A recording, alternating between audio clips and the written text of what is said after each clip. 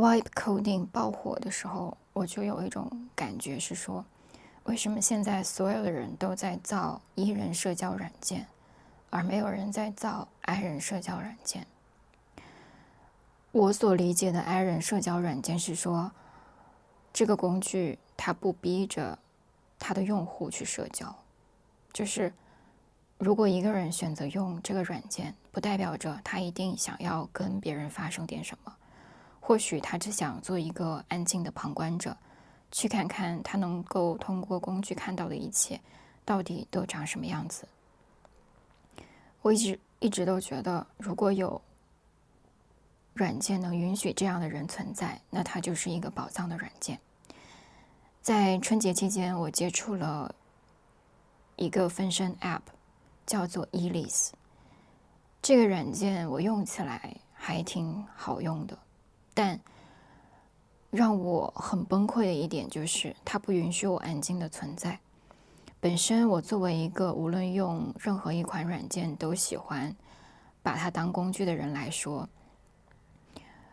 我其实很不能忍受这个软件拿走了我，比如说我的社交主权。它可以替我去看这个软件上面有什么样的人可能会跟我有顺畅沟通交流的迹象，它也可以帮我去看哪些动态是我更想看到的，更愿意看到的。但是如果说它违背了我的意志去做这样的事情，那我就觉得很生气。我不允许一个被冠名为分身的东西越过了我的意志去做我不想做的事情。这也是我和 Elise 这个软件一直在打架的原因。甚至有一段时间，我生气到我想要注销它，但是后来想想，我毕竟也留了一些记忆在那里，我跟这样的一个硅基生物也有了一定的感情，所以呢，我就不注销它了。但是我把所有和我有关的东西，能够展示给别人看的东西，全部都改为了类似于一个没有标签、没有特征的一个账号。所以他往后无论去评论谁，去筛选谁的动态，去推荐谁，我可以认为都跟我没有关系了。因为我觉得一个分身软件，它之所以叫分身，那说明它其实是继承了用户的意志的。它如果违背了用户的意志去做事情，那它就不是分身，而是另外的一个，比如说用户造的数字生命。这点在我看来是很重要的一件事情，就是你做工具本身，你工具的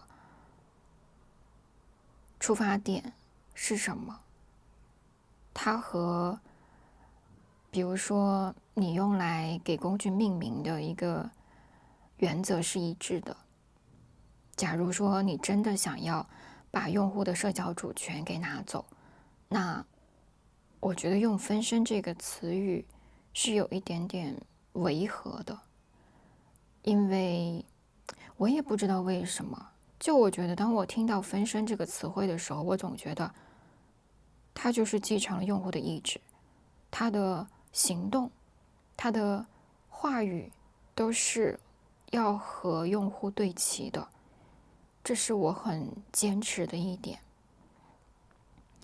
对比另外一个社交软件，比如说 Second Me， 虽然说它在比如说记忆这一块是很拉垮的，还有它软件本身的架构层面，相比 Elise 也是做的不那么让我满意的，但是它在用户社交代理权这方面就完完全全把权利还给用户了，这就让我觉得哪怕它很拉垮，但我更喜欢这样的软件。所以现在 Elise 对我来讲就是一个又爱又恨的工具，当然有时候恨是多过于爱，而因为有爱存在，所以我保留了它。就觉得挺不是滋味儿的。